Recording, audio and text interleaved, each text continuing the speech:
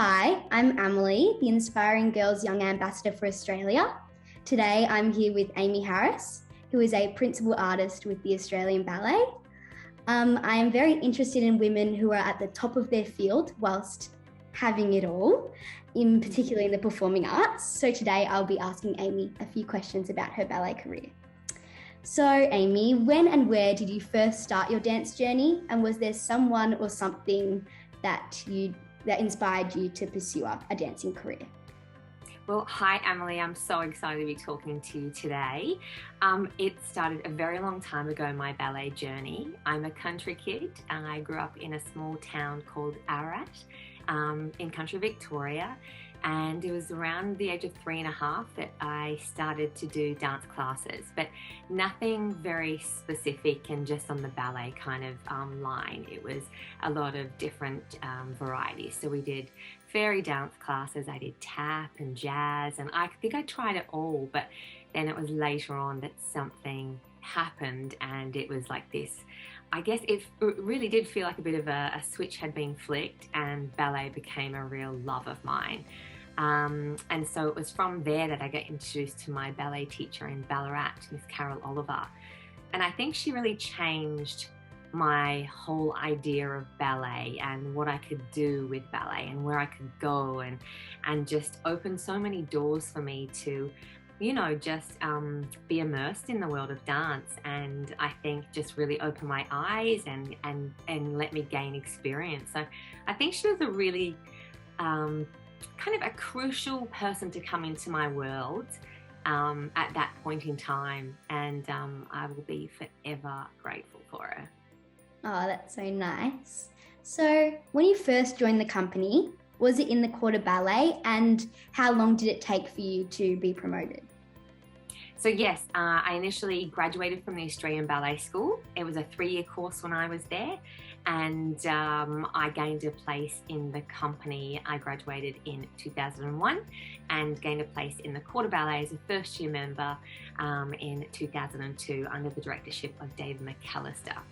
And from there, I actually sat within the corps de ballet kind of rank for 9 years, but you can be promoted to a coryphée as well. So they kind of call that leading corps de ballet member, and you can be male or female. And then I sat at coryphée, I can't even remember because it's a bit of a blur, and was promoted to soloist in, gosh, I don't even know what point that was. But I only sat at soloist for a year and then was promoted to senior artist. And I sat at senior artist for 7 years, I think it was, and then promoted to principal artist in 2018, opening night of Spartacus here in Melbourne. And when you first joined the company, what were the working conditions like? How many hours did you do a week? How many holidays did you get? Hey, the leave entitlements, what was it like? So basically you go under in your first year of the company when I was, began 21 years ago, and it is different now. So speaking from my experience, you fell under what was a 3-month kind of probation period. And then it went to another 3-month probation period, and then onto a 6-month. And then you were, renewed for the year. And it kind of works like that still now. Even sitting as a principal, you're renewed each year. So you're never guaranteed, I suppose, which is, I think it's a great thing. You don't become complacent with how you are as an artist. And that, I think I find it's a real privilege to be in a company that I'm in the Australian Ballet. The working conditions were quite a shock, absolutely, absolutely a shock. I went from obviously being a student where you still had your nights free.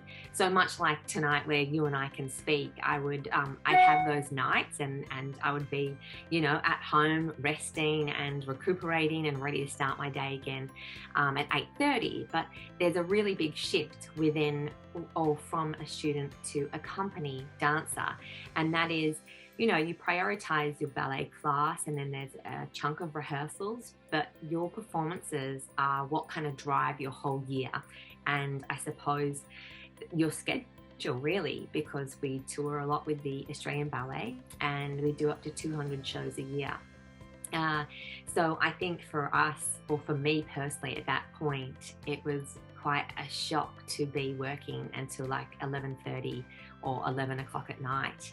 And so that was, I think, you know, a little bit of time had to kind of go by to adjust to that. It was very, very different to what I'd known basically my whole life. So the working conditions were great. We're very well looked after. We've got an amazing medical team, and everywhere we tour, our flights and our accommodation and everything is sorted and paid for.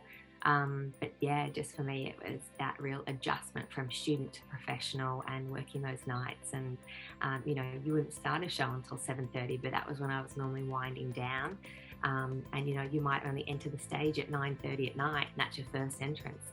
So it's just changing where your energy's at. And yeah, so I think that was a really a big shift for me. And when you first joined the company, had many ballerinas had families before? No, not really beforehand, but during my time in the company, it became something that I suppose was more supported and more managed. So a maternity plan actually came into place, and David McAllister was a really big driving force of families and, you know, women especially, being able to have a career like we do in dance and being at the top of our field, because it is so brief, but also allowing us to have children and having the like best of both worlds, really. So yeah, I ended up having, at that point, I suppose, you know, as a fresh 18-year-old, as I got into the company, I eventually did then see people before me like Kirsty Martin, Lisa Bolte, Lynette Wills, Lucinda Dunn, all, you know, have children. So then when, of course, I fell pregnant with Willow in 2014, I had some pretty incredible women ahead of me to, you know, grab advice from, and just how would I manage then returning, and et cetera, et cetera. So, yeah, it was quite an amazing thing that David McAllister did to allow us to, yeah, like I said, have the best of both worlds and have a family, have a baby, come back and still have an amazing career. And I do believe that, yeah, the last 7 years since having Willow, and of course I have Phoenix as well, have been the best of my career. So I'm glad I've been able to do the both of them. Absolutely. And when you first found out that you were having Willow, did you ever think that it might be the end of your career? I think you kind of do question it. You know, you are so much of your body as a dancer and as an artist and, you know, an athlete, I suppose. So I guess it's such unknown territory that I was like, I don't know what my body's going to be like. Is my baby going to be okay? Will my mind still be in it? Will my heart still be in it? There were a lot of questions, but I think I remained really open about what was going to happen.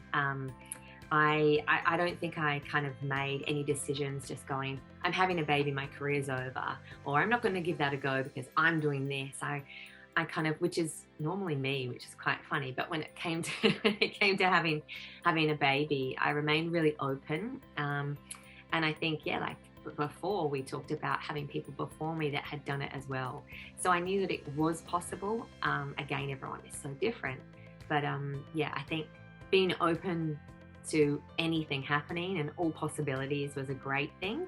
And of course I returned, and my body was really kind to me, and my baby was really kind to me, and you know, she's kind of been on the road with me since she was 4.5 months old, and I wouldn't have it any other way now. And when you were returning back to full-time dancing, what were some of the challenges, and were there any kind of points in time where you thought that you couldn't do it? Yeah, I think you have moments. I definitely, initially, I think I had moments feeling like I wasn't really being a full-time mum, and I wasn't being a full-time ballerina. So who was I? You know, like I got upset because I wasn't home with her, but then I wasn't back on stage yet because obviously I had a rehabilitation program to get my body back in order. So that was a really hard kind of point, probably not so much physically, but mentally. because I didn't feel one or the other. So I was quite torn a lot of the time. And it took a good couple of months to kind of feel like, okay, great. I'm back full-time dancing, but I'm also a really great mom and I have an amazing baby. And, you know, it all started to feel really, really nice.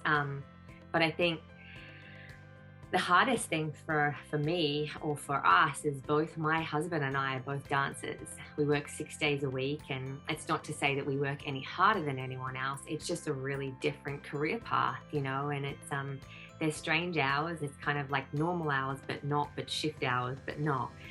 It's also physically and mentally draining. And then you add the touring on top of that as well. So I think a big thing, for us was probably financially, it was huge, you know, like we had to find nannies in every city that, you know, we tour to. Or I would constantly call my mom and be like, Mom, can you help me? So I think financially it's a big thing that I personally feel that Australia is so backwards with childcare, with nannies, with au pairs, you know, all of that. And oddly, it still kind of feels the same 7 years on. I mean, Willow's 8 in November, and I feel like it's very much the same. So I think that's been the hardest part, the finance, in that respect. But probably my heartstrings have been tugged at a lot more, and I'm probably more an emotional person. So though the financial side of things is like, you know, that's been hard, but I think as a personal thing, it's been, just adjusting to leaving her and trusting people with your baby, and sending her off to daycare, and the last thing you see is her in tears, and you have to get in that lift and kind of get on with your day. And but yeah, she's a really well-rounded kid, and she's so beautiful and kind, and very resilient. So she's quite an incredible, I think she's one of a kind. And what do you see as the advantages of being a full-time dancer and balancing family life? I think having both. Like, I'm so passionate about what I do and the arts in general, and I think what the arts, or, you know, the entertainment industry has been through in the last 2 years has made me even more passionate. And I think, you know, being a mom as well is incredible. I didn't want to ever just stop because I knew that I wanted to have children. I really did want to give it a good kind of go, and I have, you know, I've kind of kept going, and we've made it work. And like the question you said, the challenges happen, but they've come and they've gone, and we've managed. And so I think having the best of both worlds, like I still feel like I have so much more to offer as a dancer.